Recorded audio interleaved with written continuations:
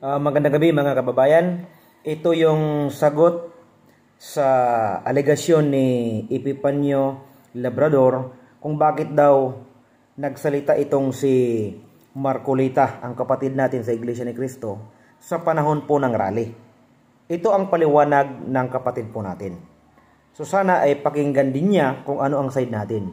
Hindi yung lagi na lang ang sa kanila ang pinapakinggan. Bakit nga ba? Ano ang pinakadahilan? Bakit pinagsalita o pinayagan ng pamamahala ng Iglesia ni Cristo na magsalita itong si Marcolita sa araw mismo ng rally ng Iglesia ni Cristo? Pakinggan po natin mga mahal na kapatid. Magandang hapon po sa ating lahat, lalo na po yung ating mga tagapakinig. Opo. Na talagang hindi tayo iniiwanan, ano? So, at lalo pa po dumadami. Lahat ng mga may gusto sa sinasabi natin, at lahat ng napakaraming ayaw. marami din ang may ayaw, naghahanap at naghihintay. Bakit ano minsan, credit po pala muna sa Iglesia po ni Cristo sa Net 25 po na channel. Kinuha ko lang po ito para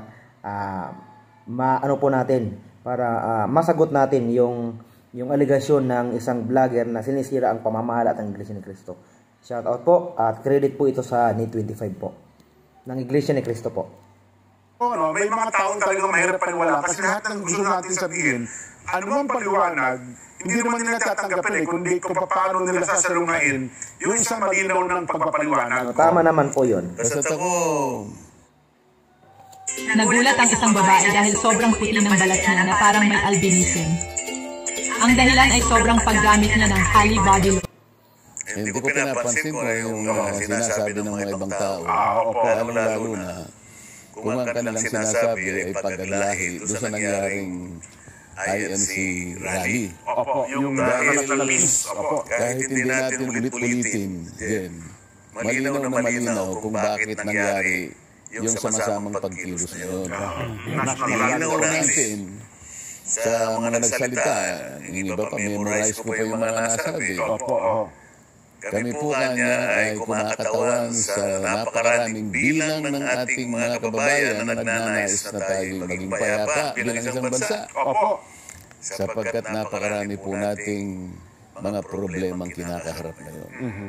Ano naman masama ron? Ito sinasatinig po namin. Totoo naman Jen. Sapagkat hindi lamang tayo nagsipunta ron, sabi nga natin, napakarami nating mga kakilala. Lalo na ako, nakikita ko sila. Wala akong makitang dahilan kung bakit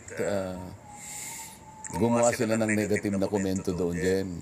Lalo na sa liwanag na nakasulat sa ating saligang batas, nakarapatan ng kahit sino ang gumawa ng pagkakatipon ng mapayapa and petition their government for redress of grievances. Ano yun, Jen? Lahat ng nakikita niya na gusto niyang ihayag sa kanyang pamahalaan. Halimbawa, sinabi naman natin, napakataas po ng presyo ng bilihin. Pangunahing bilihin ngayon, lalong-lalo na po yung pagkain. Tama po. Hindi ba concern yan ng ating mga leaders, lalong-lalo na si Senator One portion Enrique. JPE ko.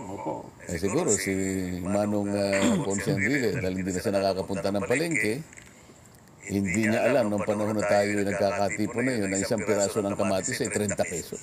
Tama. At kahit na siguro maging 300 pesos yun, kaya pa rin niyang bilhin yung isang piraso ng kamatis. Wala sa kanya yung puyot ko. Ngunit ang ating isinatinig ay yung tinig ng mas nakararami din. Ng karamihan ay mahirap.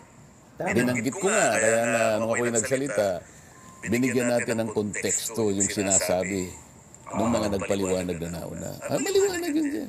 Anyway po, yung punto niyan, medyo samantalahin ko lang ko nga. Pasensya na po kayo. Kasi doon sa mga napapanood ko, nakikita ko, ito na. sabi nila, ito na. Yung tanong na itatanong sa kay kapatid na Marcolita, ito yung kinakatisuran talaga ni Epifanio Labrador. Bakit daw pinagsalita? Kaya may bahid po talaga daw ng politika. Ito na ang paliwanag. Ito na po yun. Epifanio Labrador. Sa ating mga kababayan, ito po yung paliwanag. Sana pakinggan nyo naman po. At sana intindihin nyo rin po at unawain. Ay, nakita nyo na niya, akala pa namin walang rally. Kunyari lang pala yung peace eh. Yung nagsalita si Kong Dante, katunayan na niya. Nagkaroon ng bahid ng politika. Yun. At yung dinaskas niya, binanggit pa nga niya, narinig ko naman, binanggit niya pang halimbawa, yung usapin tungkol kay BP Inday Sara. Kaya sabi nila, kita nyo na, politika, ginagamit nyo na dahilan yung usapin, yung issue ng peace. Napakakitid naman nung ganyang pangangatwiran din. Ganun mo ba? Bakit po? Yung mga nabanggit na opisina, political offices talaga yun, Jen. Hindi may iwasan na bumanggit ka ng political offices. Sapagkat doon nang gagaling ang hindi pagkakaunawaan. Yun nga. Bahagi ng ating bansa. Paano naman hindi mo babanggitin yung opisina ng Vice President? Diba? Doon nga nang gagaling kung litisin nila, akala mo siya na lang ang may kasalanan. Ang mga iba wala ng kasalanan. Ito nang dahilan. Natin dun, Bakit yung pamamaraan ninyo, 400 offices nga yung merong confidential fund, ba't pinipilit nyo na isa lang? Isa lang. Hindi mo maliwanag yun. Kaya lang natin binanggit ang isang political office para ma-dramatize natin na yung ginagawa ay wala sa rule of law. Kung talagang gusto mong usisain lahat ng inaakala mo may pagkukulang kung pinag-uusapan ni confidential funds, tawagin mo lahat. Pero pagka ang tinawag mo, isa lang.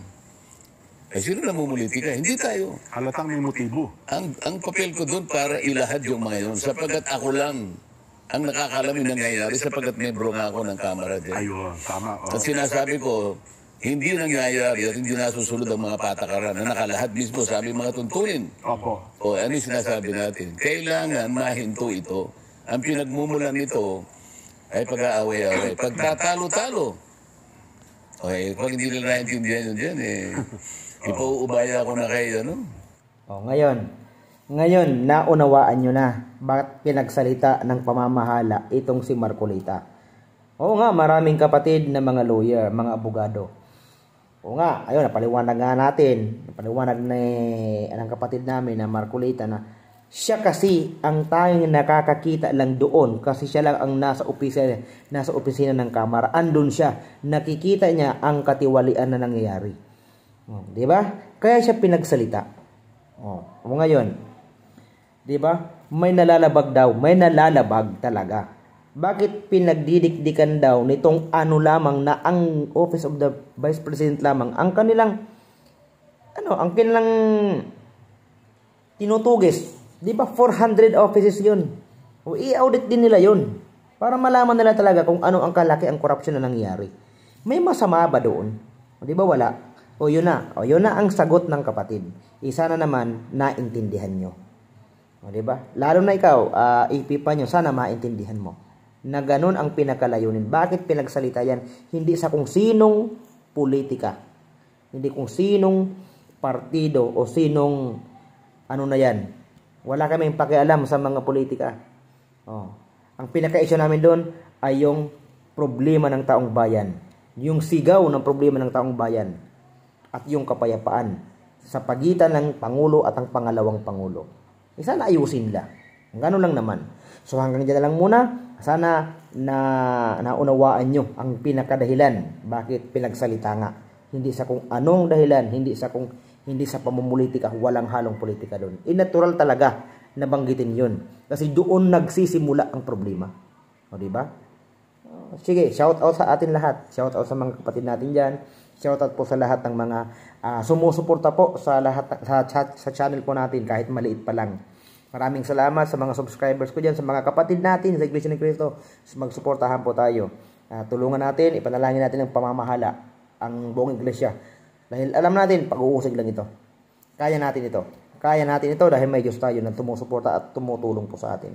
Shoutout din po sa mga kaibayo po namin sa panampalataya, mga protestante, yung mga Jehovah Witness, Katoliko, lahat po ng may iba't ibang, yung naniniwala din sa Diyos. Lahat.